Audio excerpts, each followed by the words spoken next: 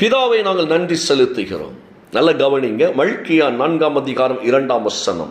Malachi 4:2 வாசிக்கின்ற பொழுது, ஆனாலும் என் நாமத்திற்கு பயந்திருக்கிற உங்கள் மேல் நீதியின் சூரியன் உதிக்கும், அதன் செட்டைகளின் கீழ் ஆரோக்கியம் இருக்கும், நீங்கள் வெளியே புறப்பட்டு போய் கொழுத்த கன்றுகளைப் போல் வளருவீர்கள்.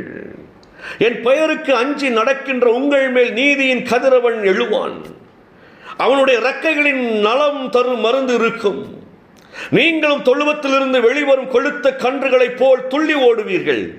நான் செயலாற்றும் அந்நாளில் கொடியோரை நீங்கள் நசுக்கி போடுவீர்கள்.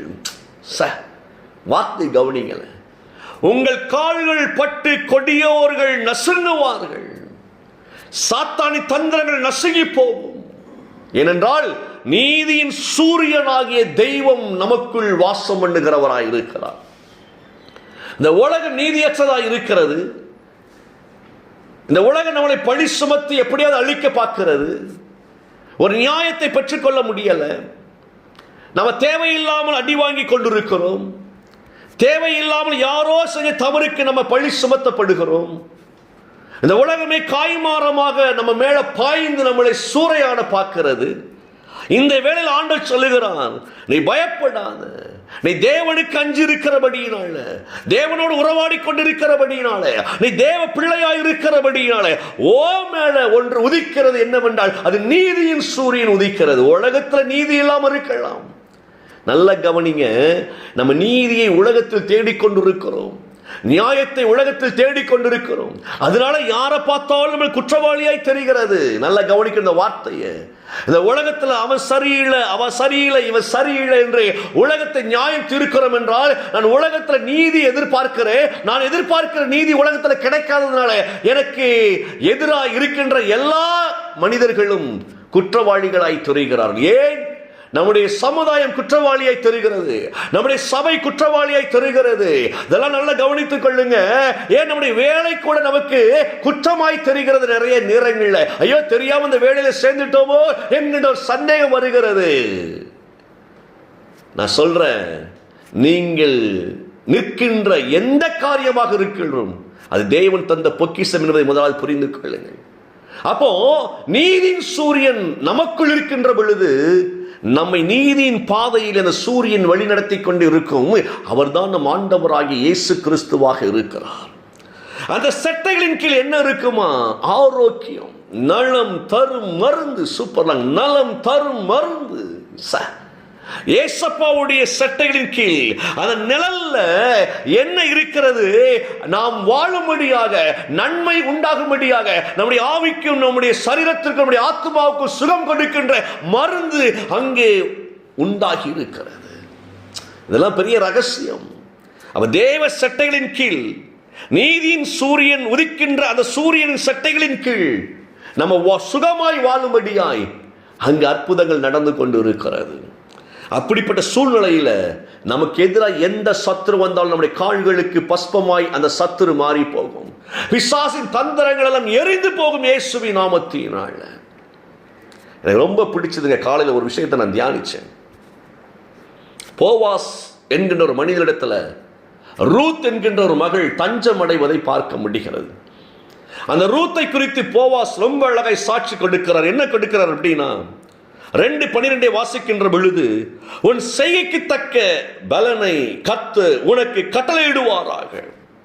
இஸ்ரவேலின் தேவனாய் கர்த்தருடைய சட்டைகளின் கீழ் அடைக்கலமாய் வந்த உனக்கு அவராடை நிறைவான பலன் கிடைக்கும் என்று ஒரு அழகான ஒரு வெளிப்பாடை, ஒரு சத்தியத்தை அந்த போவாஸ் ரூத்தின் மீது வைப்பதை பார்க்க முடிகிறது.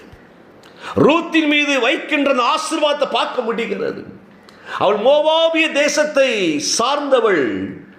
அவள் கணவர் மரித்து போனார். மாமியோடு கூட புறப்பட்டு வருகிறாள். நல்ல கவனித்துக் கொள்ளுங்க. அவள் மாமிக்கு பணிவிடை செய்கிறவள், மாமியை நேசிக்கின்றவள். மாமியை விட்டு பிரியக்கூடாது என்று சொல்லி மாமி நீ போமா என்று சொல்ல பொழுது கூட அவள் இல்லை இல்லை நான் மரித்தால் உங்களோடு கூட மரிப்பேன் என்று சொல்லி மாமியோடு இணைந்து அவள் புறப்படுகிறாள். இன்னொரு மருமகள் அவள் மாமிக்கு புத்தமிட்டு புறப்படுகிறாள்.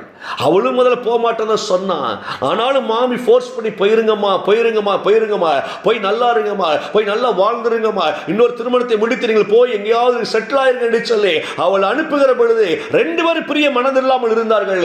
ஆனால் ஒருத்தி அந்த மாமியுடைய பேச்சை கேட்டு அவள் தன் வாழ்க்கையை தேடி போகிறாள். ஆனால் ரூத்தோ இங்கு மாமியோடு இணைந்து செயல்படுவதை பார்க்க முடிகிறது. அப்படிப்பட்ட சூழ்நிலையில மாமிக்கும் தனக்கும் உணவு உண்டாகும்படியாக பாருங்க, ரூத் எவ்வளவு ஞானமா இருக்கிறாங்க. அவங்க வேலைக்கு செல்வதற்கு ஆயத்தமாகிறார்கள். அவங்க போகிறதை பார்க்க முடிகிறது. அது ஒரு வசனம் ரொம்ப அழகா சொல்லுகிறது. இந்த 3ஆம் வசனம் சொல்லுகிறது, அவள் போய் வயல்வெளியில் அறுக்கிறவள் பிறகை பொறுக்கினாள். தற்செயலாய் அவளுக்கு நேரிட்ட அந்த வயல் நிலம் எலிமேலக்கின் வம்சத்தானாகிய போவாசுடையதாய் இருந்தது. தற்செயலாய் தற்செயலாய் தற்செயலாய் என்கின்ற ஒரு வார்த்தை அங்கு வருவதை பார்க்க முடிகிறது. அவர் தற்செயலாய் போன அந்த வயல் நிலமானது எப்படிப்பட்டதா இருந்ததா? யாருடையதா இருந்ததா? போவாசினுடையதா இருந்தது என்று சொல்லப்பட்டிருக்கு. தற்செயலாய் அவள் போகிறாள். அந்த கதிர் அறுக்கிறவளுடைய பின்னே அவள் போய் அங்கு சிந்தப்படுகிற, அங்கு சிதறப்படுகிற அந்த கதிர்களை கொஞ்சம் கொஞ்சம் பொறுக்கி நம்ம சாப்பாடு கொண்டு வரலாம் என்று சொல்லி பொறுக்க போனவள் ரூத். நல்லா கவனித்துக் கொள்ளுங்கள். ஏழ்மையில் இருக்கிறாள் அவள் பொறுக்கிக் கொள்ளும்படியாக கஷ்டப்பட்டு மாமிக்கு ஒரு சாப்பாடை கொடுக்க வேண்டும் என்பதற்காக, மாமியையும் நேசித்தவளாய் மாமியையும் போஷிக்க வேண்டும் என்பதற்காக தன்னை இழந்த ஒரு காரியத்தை அவள் செய்கிறாள். அவள் போய் அங்கு பொறுக்கிக் கொள்ளுகிற பொழுது, போவாசின் பார்வையில் படுகிற பொழுது போவாசினுடைய சகல விதமான ஆசீர்வாதங்கள் உண்டாகிறது. அதுலதான் போவாஸ் சொல்லக்கூடிய வார்த்தை என்ன அப்படின்னா, இஸ்ரவேலின் தேவனாய் கர்த்தருடைய சட்டைகளின் அடைக்கலமாய் வந்திருக்கப்பா. அந்நியன் பின்னால் போகல நீனு, வாலிபர்களின் பின்னால போகல நீனு, பணக்காரன் பின்னால போகல நீனு, தரித்திரனின் பின்னால போகல. உன் மாம்ச இச்சையை நீ தீர்த்து கொள்ளும்படியாக எந்த பணத்திற்காக எந்த தவறான இடத்துக்கு நீ போகல. ஆனா எங்க வந்திருக்கிற தெரியுமா? இஸ்ரவேலின் சட்டைகளின் கீழ் அடைக்கலமாய் வந்திருக்கிறாய். அப்ப தற்செயலா என்கிற வார்த்தையோட அர்த்தம் என்ன தெரியுமா?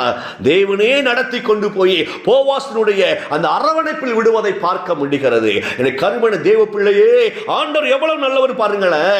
அவருக்கு நாம் பயந்திருக்கின்ற பொழுது, அவரை சார்ந்து கொள்ளுகிற பொழுது, அவரோடு உறவாடுகிற பொழுது, அவர் நம்மை நடத்துகிற ஒவ்வொரு பாதையும் நமக்கு அற்புதத்தின் பாதையாக இருக்கும்.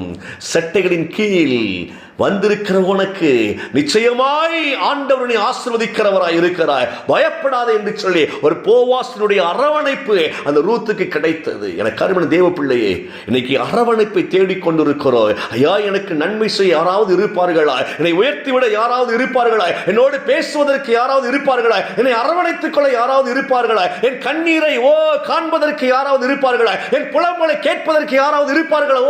அப்படிலாம் நம்ம தேட வேண்டாங்க. நம்ம தேட வேண்டாம். ஆண்டவர் நடத்துகிற ஒவ்வொரு பாதையும் பாருங்களேன், ரொம்ப பிடிச்சது. தற்செயலா என்கின்ற வார்த்தையை நான் அப்படியே தியானிக்கின்ற பொழுது அது தேவனுடைய திட்டமாய் இருக்கிறது. ஒருவேளை நீங்க நினைக்கலாம், ஐயா தற்செயலா இந்த மனுஷனை சந்தித்த நான் சந்தோஷமா இருக்கிறேன், தற்செயலா இந்த வேலை எனக்கு உண்டானது, தற்செயலா இந்த காரியம் உண்டானது அப்படின்னு என்ன அர்த்தம் தெரியுமா? அந்த நன்மையான காரியம் நீங்க சொல்லும்போது இது தற்செயலா எனக்கு வந்து சேர்றது அப்படின்னா தேவனை உங்களை நடத்தி இருக்கிறார் என்பதை புரிந்து கொள்ள வேண்டும். சோ தேவன் நம்மை அவர் சட்டைகளின் கீழ் வைத்து நலம் தரு மருந்தாய் அவர் நமக்கு நன்மை செய்கிறவராய் நம்மை சுகமாய் நடத்துகிறவராய் இருக்கிறபடினாலே என் தேவ பிள்ளையே, நீங்கள் பயப்படாதிருங்கள்.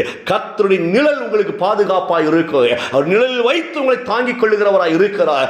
அந்த சட்டைகளின் கீழ் ஆரோக்கியமாய் நீங்கள் வாழ்வீர்கள். கண்களை மூடுவோம். பிதாவை நாங்கள் நன்றியோடு துதிக்கிறோம், ஸ்தோத்தரிக்கிறோம். ஆண்டவரே, இந்த காலை வேளைக்காய் நாங்கள் நன்றி செலுத்துகிறோம். பிள்ளைகளை ஆசீர்வதிப்பீராக. பிள்ளைகளோடு கரம் இருக்கட்டும் ஆண்டவரே. எல்லா பலவீனங்களும் மாறி ஆண்டவரே உங்களுடைய சட்டைகளின் கீழே வைத்து பாதுகாக்கிற மேலான கிருபைக்காய் நாங்கள் நன்றி செலுத்துகிறோம். தொடர்ந்து அற்புதங்களை இந்த நாளில் நாங்கள் காணும்படியாய் நீர் கொடுக்கிற கிருபைக்காய் ஸ்தோத்திரம். இயேசுவின் நாமத்தில் நாங்கள் ஜெபிக்கிறோம் நல்ல பிதாவே. ஆமென், ஆமென்.